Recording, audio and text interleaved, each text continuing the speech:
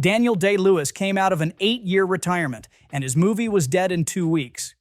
A new Guy Pearce movie made $1,300 at the box office. Here are 20 flops from 2025 you literally never heard of.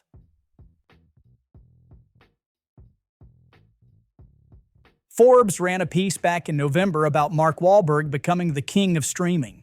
Dude's farming content, and he's farming hard. He hasn't done anything high-profile in years, but he keeps churning out these made-for-streaming action movies. Since 2020, Wahlberg starred in 7 streaming movies. Flight Risk looks like one of them. Generic, familiar action. Except for some reason, Lionsgate decided to give it a theatrical release first. And it was a proper wide release too. 3,160 theaters. Spent 3 weeks there. I think Lionsgate does it sometimes just to raise awareness before cashing in on streaming. Flight Risk hit #1 during a quiet January weekend. Got destroyed by critics. 29% on Rotten Tomatoes. It made $48 million worldwide, most of it domestically. But after theaters took their cut, that's $24 million left. Movie cost $25 million to make, and that's not even counting marketing. Don't feel sorry for Wahlberg, though. According to that Forbes piece, he's getting $20 million per movie these days. In 2025, he had 2 streaming exclusives, plus Flight Risk, which did well on streaming. Combined with earnings from TV producing and residuals from his back catalog, Forbes estimated he made $60 million last year before taxes and fees. That would have put him at #5 on the highest paid actors list for 2024. So dude's doing just fine. Did you know Guy Pearce and Bill Pullman made a Western last year? It's an R-rated supernatural story. A widowed doctor escorts a freed slave and her daughter across the West to find a faith healer. The daughter's cursed. Everything she touches dies. The whole movie's building this tension about whether it's supernatural possession or some kind of disease. Stephen King watched it and went on Twitter saying it had echoes of Cormac McCarthy. Called the opening scene an authentic shocker. And then it made $1,328. A new indie company called Volcanic Films put up $7 million to make it, but they couldn't get it properly distributed. Limited release in October, then straight to video on demand by November. In today's theatrical landscape, that's over before it starts. The movie's good though. It's got 76% on Rotten Tomatoes. It really does capture that old Western feel. Reminds me why Stephen King adaptations can be so much fun when they're done right. But it didn't matter. Stephen King's endorsement meant nothing. Guy Pearce's name meant nothing. The movie never had a shot theatrically. $7 million in, $1,300 back.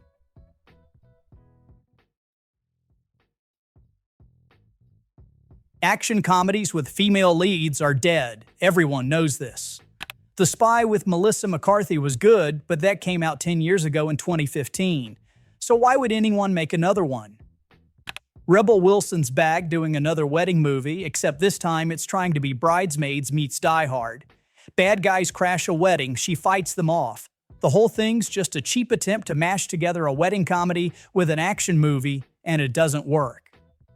Simon West directed it. Back in 2001, he made Lara Croft Tomb Raider and then spent the next 25 years churning out worse and worse action movies. Bride Hard sits at 25% on Rotten Tomatoes, but that's not even his lowest score. He's had movies hit 0%. Not exactly inspiring confidence. Bride Hard wrapped in August 2023. Then it sat there for almost 2 years because nobody would distribute it in America. Finally, Magenta Light Studios picked it up and dumped it into theaters on June 20th. That was the same day K-pop Demon Hunters came out and buried everything. Bride Hard made $1.9 million on a $20 million budget. The Boston Herald had the best review. They said the acting wasn't much better than porn. Movie got 3 Razzie nominations for Worst Acting. But you could see this coming. When a movie sits on a shelf for 2 years with nobody willing to touch it, it's already dead.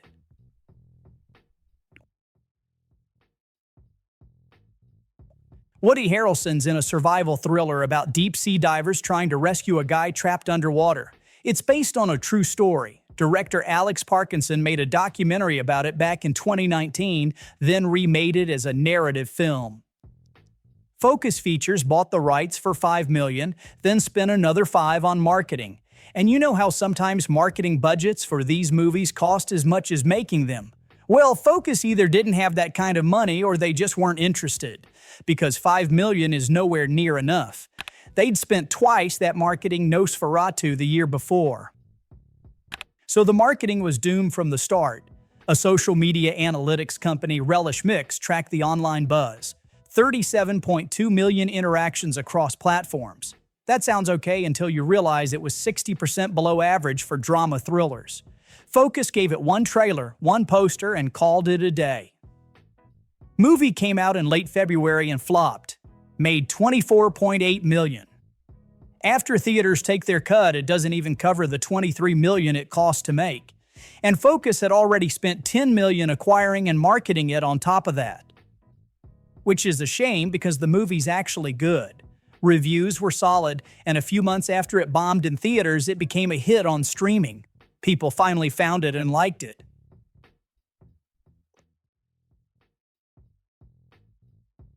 Back in 2003, there was a documentary called The Fog of War about the former Secretary of Defense, Robert McNamara. And then in 2025, someone made a movie with basically the same title. No connection between them, just looks kind of stupid. The movie's a period piece set during World War II.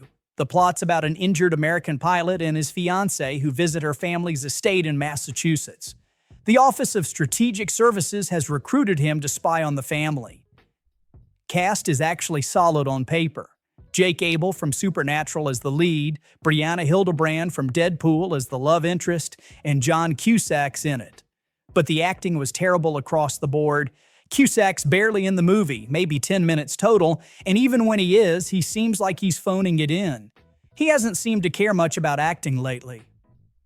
But the real killer was the release date. They put it out on April 4th. There were 17 other movies released that same day, including a Minecraft movie which became a box office juggernaut and made just short of $1 billion. Fog of War didn't even post box office numbers. That's how obscure it was. I don't know why they even bothered with a theatrical release. Pretty much everyone who watched it on streaming, and they all hated it anyway.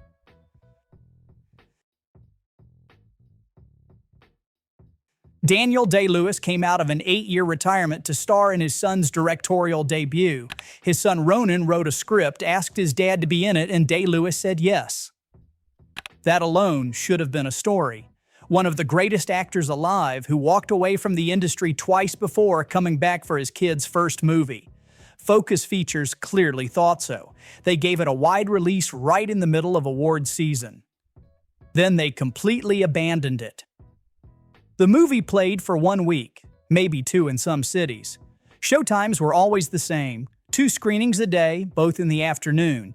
If you worked a normal job, you couldn't see it even if you wanted to. Focus put it in 1,000 theaters and then made it impossible for anyone to actually watch it. 18 days after it opened, it was on video on demand.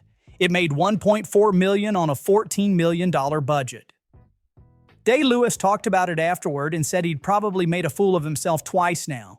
Once for announcing he was retiring and then again for coming back.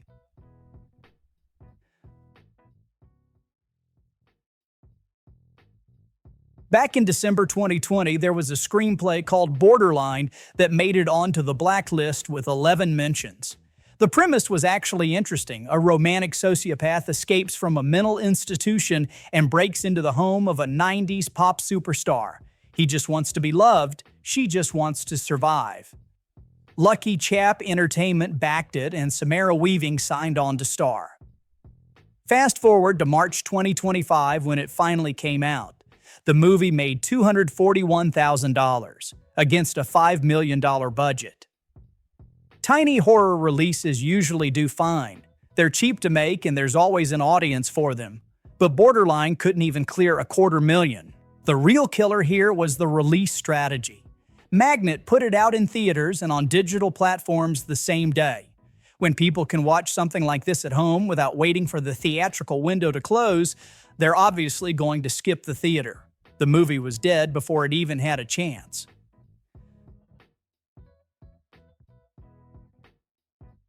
Here's a question. If you spend $25 million on an action movie starring someone who was in 3 Star Wars films, how many theaters do you release it in? The answer apparently is 300. Daisy Ridley made a thriller last year where she plays a window cleaner who has to save hostages in a high-rise. Die-hard setup, competent director and Bond's Martin Campbell, Clive Owen in the cast. By all accounts, Ridley was actually good in it, gave a solid performance with some real character work. And the studio just gave up on it. 300 screens in the US. For comparison, a typical wide release is 3,000 screens or more. They made a $25 million movie and then released it like it was some artsy indie film nobody would care about. It made $1.3 million. Critics who saw it said it was fine. Nothing special, but not a disaster either. 51% on Rotten Tomatoes. The kind of movie that in a different world might have made its money back and everyone moves on. But when you bury something that hard, there's no coming back. Ridley's got that Rey movie still supposedly happening, but Star Wars is kind of dead right now. And after this, you have to wonder if studios still believe she can carry a movie. Jordan Peele built a reputation where everything he touched turned to gold.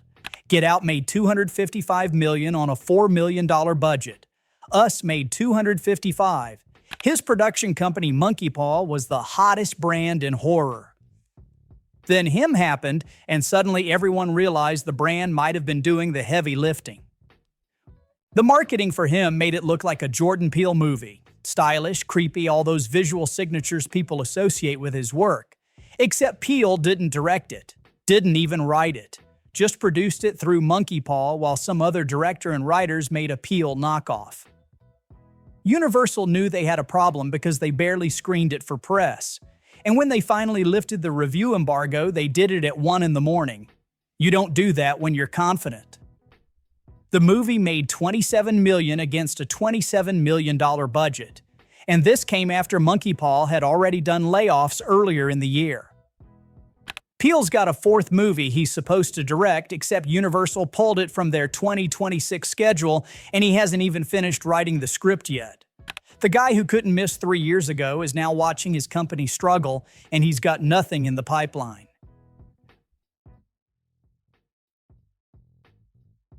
Director John Swab spent a year waiting for his fentanyl trafficking thriller to get a theatrical release.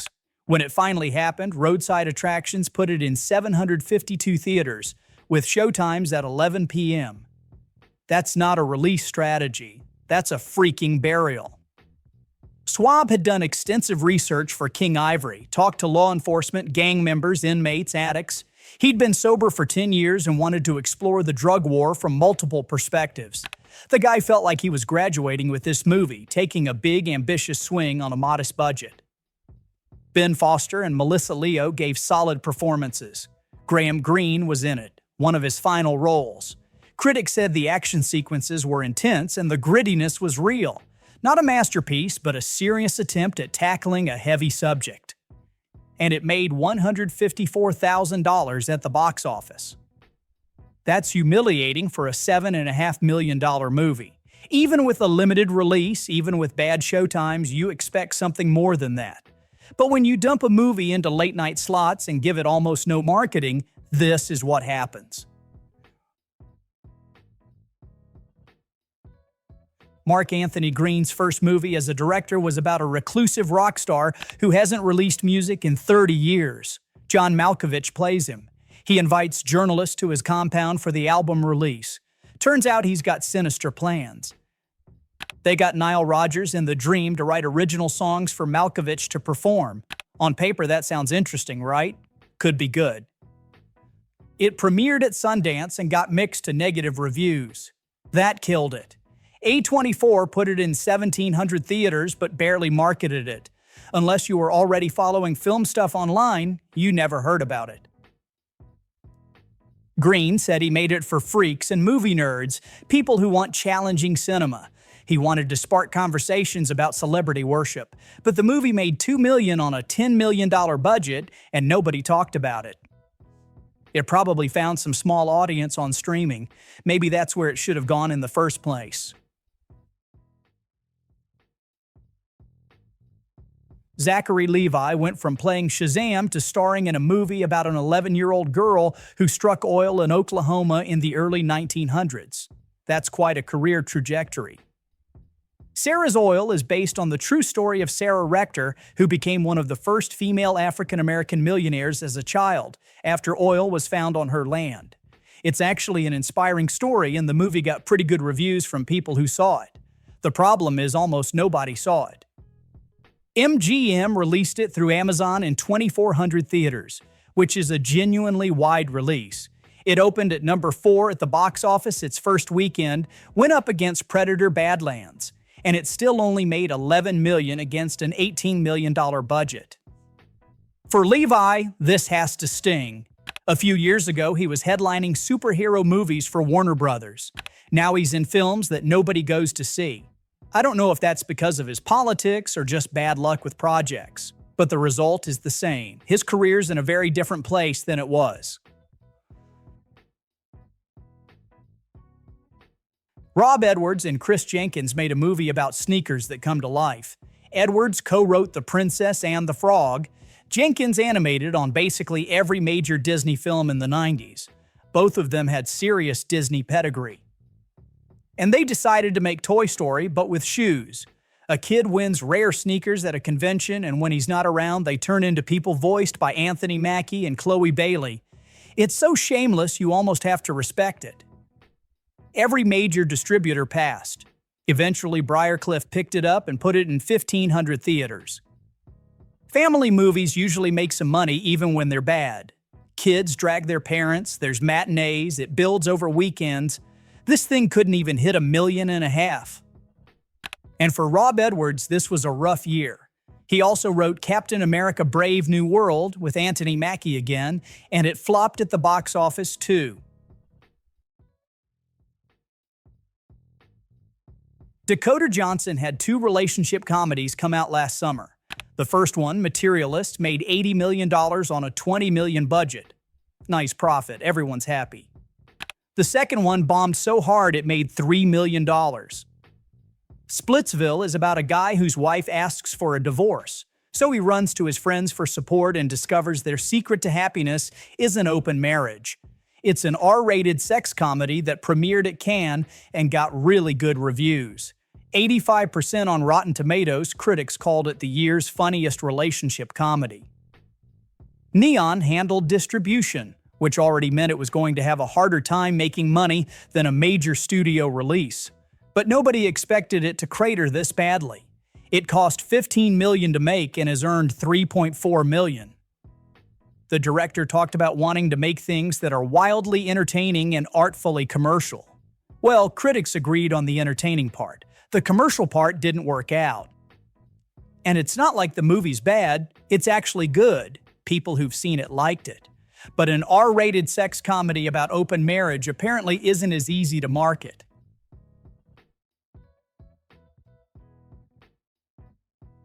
A24 greenlit a Fantasy Kids movie and then apparently forgot about it. By the time it actually hit theaters, the studio had completely given up. Opening Friday, it made just $630,000 in over 1,000 theaters. The movie itself wasn't even bad. It's got a 76% on Rotten Tomatoes, Willem Dafoe and Emily Watson in the cast doing good work, and the practical creature effects were genuinely impressive. The story's pretty straightforward. Young girl in a remote village gets told never to go outside after dark because of these forest creatures called Ochi. Then she finds a baby Ochi and goes on an adventure to reunite it with its family. Solid family entertainment. But A24 had a rough start to 2025. They had a whole string of bombs. Opus, Death of a Unicorn, and Ochi all flopping. They'd been slapping their brand on everything, and it kind of started to feel like the A24 name didn't mean what it used to. The Legend of Ochi cost $10 million, made $3.5 million, and nobody saw it. Good movie, wrong time, wrong strategy.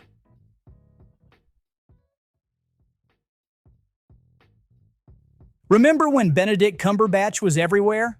Sherlock was huge, he joined the MCU and got a couple Doctor Strange movies. He was a legitimate box office draw for a few years there. Last year, he made a grief drama called The Thing with Feathers. father and two sons dealing with the sudden loss of their wife and mother. Premiered at Sundance, got handled by Briarcliff Entertainment, released in 400 theaters at most. Made $740,000 total. The movie cost $8 million to make, which is pretty cheap, and Cumberbatch is apparently really good in it. He nails the exhausted, grieving father thing. The cinematography's beautiful, but it landed in this weird place. It's not compelling enough as a drama and not scary enough as horror. It's not a bad movie, just not good enough to overcome a limited release and weak reviews, and certainly not enough to prove Cumberbatch can still draw an audience on his own.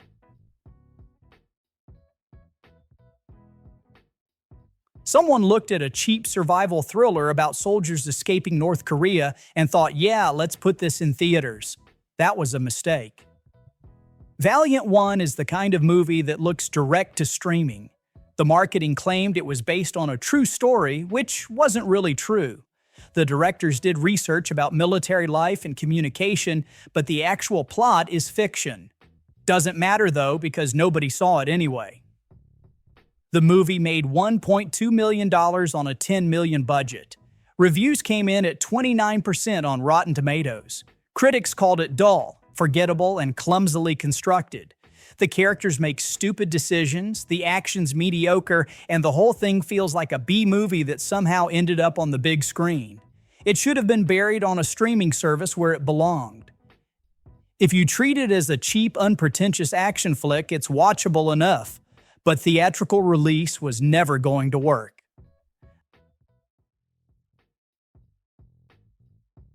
Angel Studios somehow convinced Phoebe Waller-Bridge to be in this movie. They also got Bill Guttentag, a director who'd won 2 Oscars for documentaries. On paper, it should have worked. The movie's about the Afghan girls' robotics team. Real story, inspiring underdogs fighting for women's right to education in Afghanistan. The kind of story that should write itself. Except the movie plays out exactly like every other underdog sports film you've ever seen. Cool Runnings, Mighty Ducks, Bend It Like Beckham. You've seen this structure before. Except this isn't about a kids' hockey team, it's about Afghan women trying to get an education. And they made it feel like a Disney sports flick. Angel Studios put it on 2,000 screens, gave it a fairly wide release. It made $3 million. It's a tough film to criticize because you feel like a jerk for not liking a movie about real heroes. But it's a bad movie. The structure's tired, the beats are predictable, and it treats a serious story like some generic feel-good material.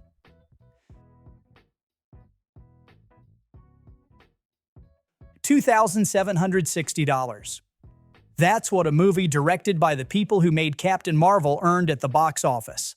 A movie starring Pedro Pascal and Ben Mendelsohn with a Tom Hanks cameo made less than $3 grand. How does that even happen? Freaky Tales premiered at Sundance in January 2024. It's an anthology film. 4 stories set in 1987 Oakland with punk rockers, Nazi skinheads, and Pascal fighting his old gang. After Sundance, the directors Anna Boden and Ryan Fleck tried to sell it to distributors. Nobody wanted it. Lionsgate ended up with it because they'd acquired E1 and the movie came with that purchase. They didn't want it either. They'd spent all of 2024 bombing over and over with movie after movie, and by the time 2025 rolled around, they just didn't have the money to market something they never asked for in the first place. So they dumped it into theaters for about 2 weeks with zero marketing. The only reason it got a theatrical release at all was Pedro Pascal's name attached to it. And even that wasn't enough to save it.